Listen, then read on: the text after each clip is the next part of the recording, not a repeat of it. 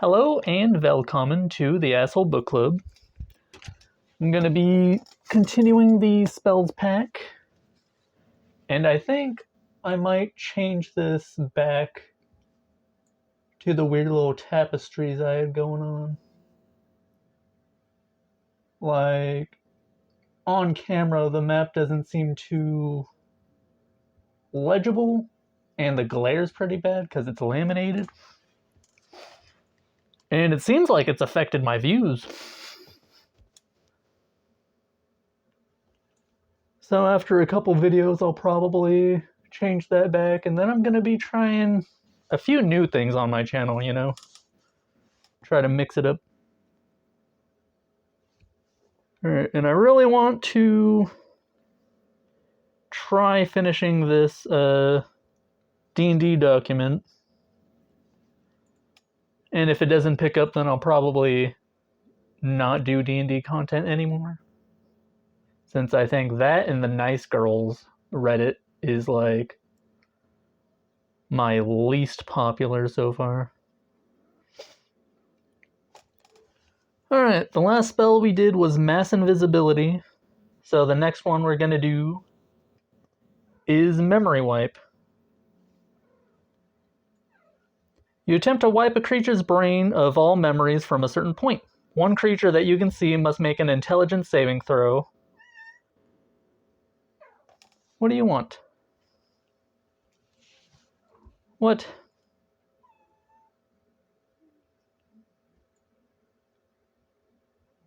Okay. There's a cat next to me. Hi there.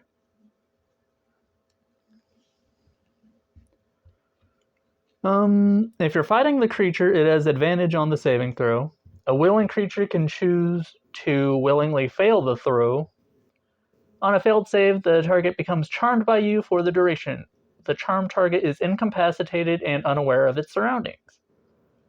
Though it can still hear you, if it takes any damage or is targeted by another spell, the spell ends. No, get down. Get down. Yeah. Go. No, oh my god, this cat. No. Go. Go. God damn it. Cats piss me off sometimes. Anyway. Sorry about that. If it takes damage or is targeted by another spell, the spell ends and none of its memories are missing. While the charm lasts, you can remove memories of an event that it experienced within the last 24 hours and lasted no more than an hour. You can permanently eliminate all memory of the event and all other stimuli the creature experienced during that time. If you use this spell on a willing creature, you can target an hour of time within the last 100 years. Wow.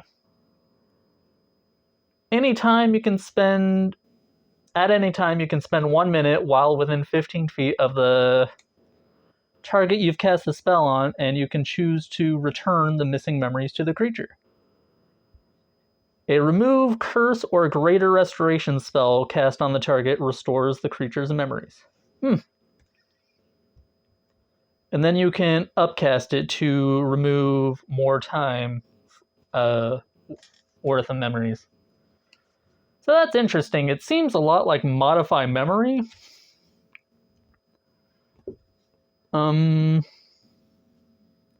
Except with a lot less options available for it. I think it's more useful if you use it on an ally to make sure that an enemy can't like read their mind if you have a sensitive information you don't want shared, but I don't know. There's probably a lot of uses for it. I'm just not too sure what right now. Second spell, Miasmic Smite. It's a second level evocation. It's a bonus action to cast.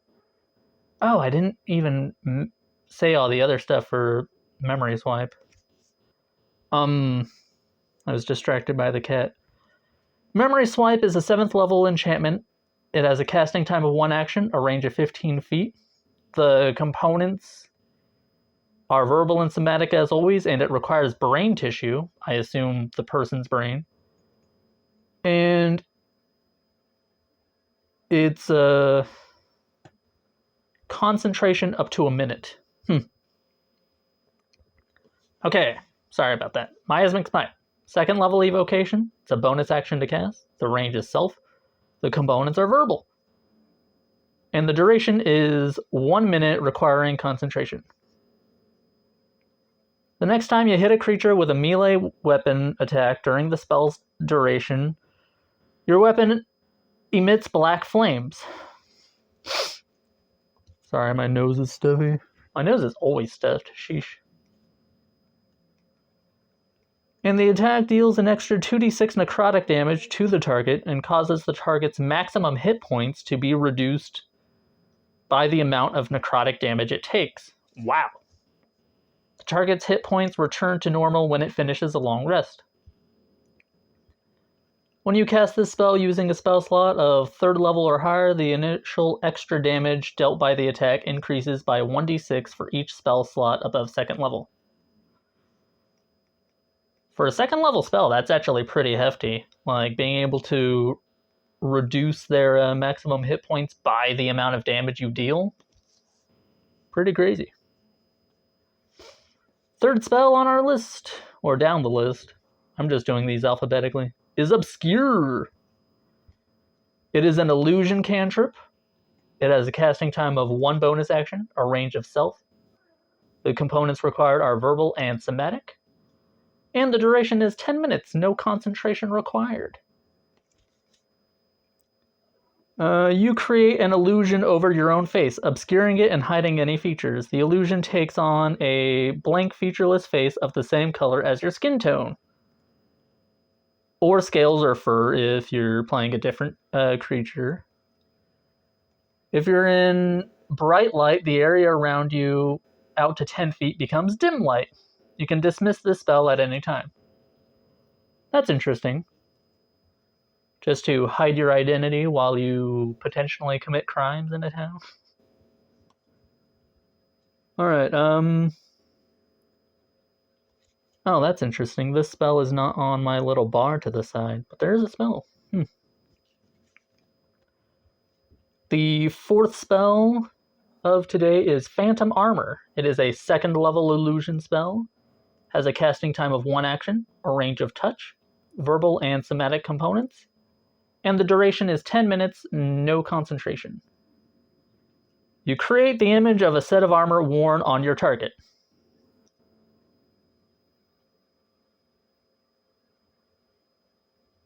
You create the image of a set of armor worn on your target. The target gains a +2 bonus to your AC with this illusion armor. I think that's supposed to say their AC. This illusory armor can have any appearance you wish. Creatures who are blind ignore this bonus. Like all creatures? What if they have the blinded condition? Because if so, I'll just close my eyes and take a disadvantage for the +2 to attack. If it just removes your AC bonus. A creature that uses its action to examine the illusory armor can determine that it is an illusion with a successful investigation check against your spell save DC. If a creature discerns the illusion for what it is, it ignores the bonus to your target's AC. You can dismiss this spell as a bonus action. I feel like Shield of Faith does the same thing, but it can't be, like, negated by closing your eyes or just looking too closely at the illusion. But Shield of Faith can only be cast by certain people, so I guess that's where this spell comes in. Next spell, number 5, I believe, Pillar of Magma. It is a 7th level evocation with a casting time of 1 action, a range of 60 feet, verbal and somatic components, and the duration is instantaneous.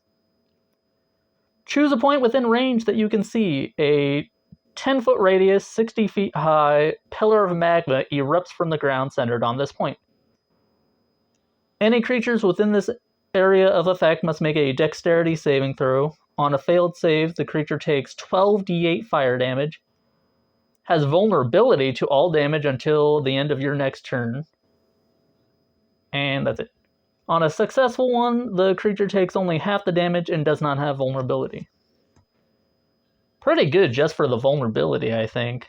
Like the fire damage, By the time you have 7th level spells, most things you're going to encounter are going to have resistances or immunities of some kind. 12d8 is alright. Again, it's a 7th level spell, so you're pretty high up there in level. But vulnerability to all damage, that's pretty good. Next spell, Quiet Scythe.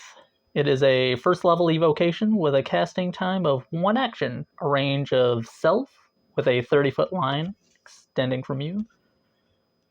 Somatic components only, and the duration's instantaneous. You conjure forth a transparent scythe-like blade of force. This blade shoots out in a 30-feet line and in a line 30 feet long and 5 feet wide, originating from yourself in a direction you choose. Each creature in this line must make a dexterity saving throw. On a failed save, a creature takes 2d12 force damage, or half as much on a successful one. Creatures that don't have blind sight or true sight make the saving throw with disadvantage. Oh. That's kind of cool. When you cast the spell using a spell slot of 2nd level or higher, the damage increases by 1d12 for each slot level above 1st. That's pretty good, actually.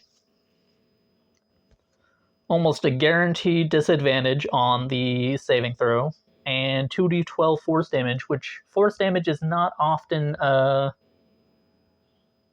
resisted, I don't think. Alright. I believe we're on number 7.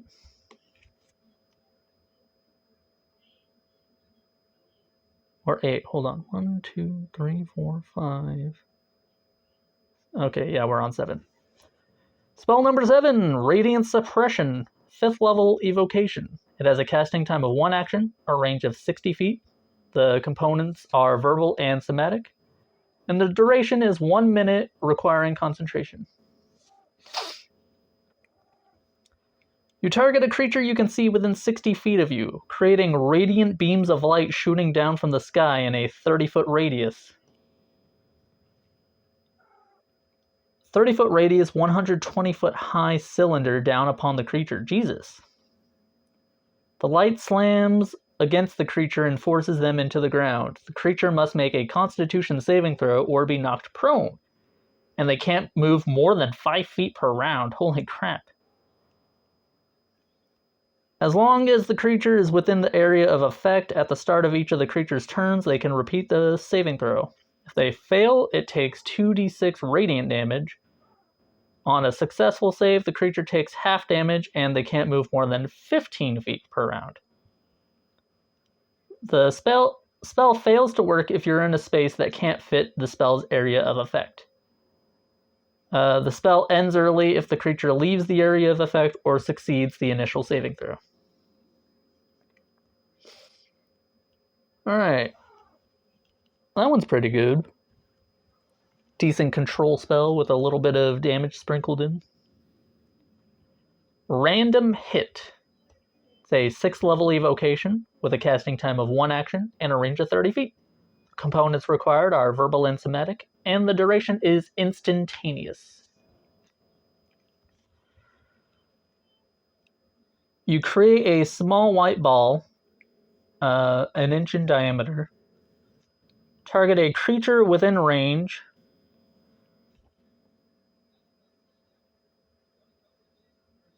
What?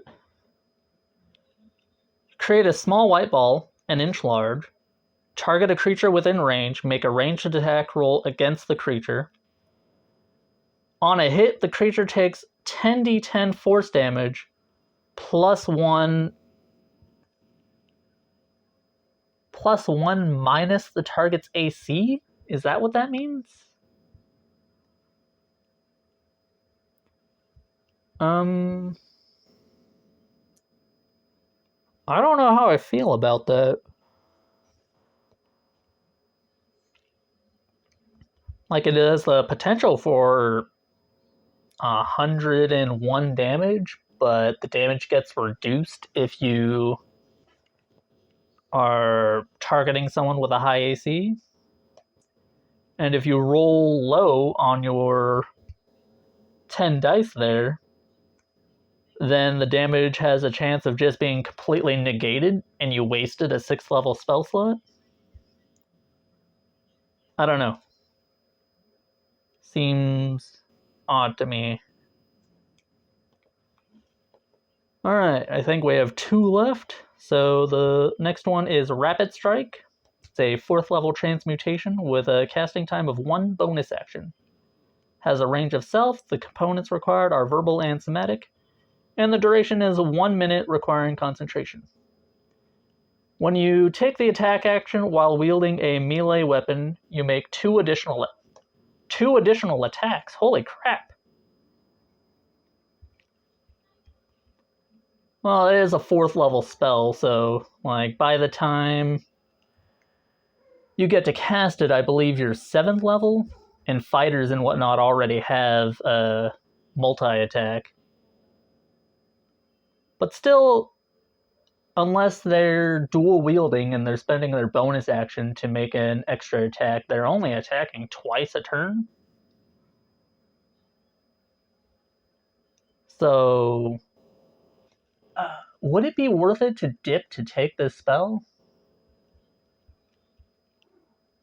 Like, you'd be missing out on some of your later multi-attacks? Now, it probably wouldn't. I don't know. Because you'd have to get to... A 7th level dip isn't really a dip. That's just straight multi-classing at that point. Like, 7 levels of a caster to take this spell, and then 13 levels of, like, a fighter or something? I don't know. Let me know what you think about that in the comments. Last spell of this video is Resonate. It is a 5th level transmutation with a casting time of 1 action, a range of 30 feet. The components required are verbal and somatic, and the duration is instantaneous. Choose a creature within range that you can see and roll a d6. And the target rolls a d6. If the number rolled by both the target and yourself is the same number, the target takes 14d6 force damage. Okay.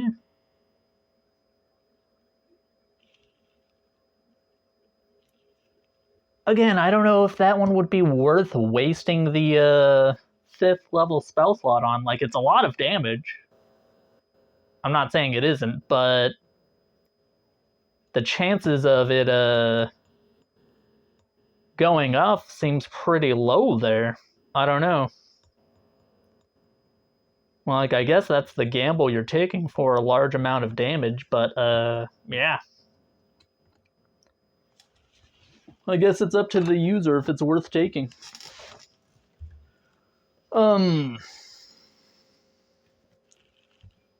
Shit, I forgot to say the person's name. Hold on. Let me back out of here.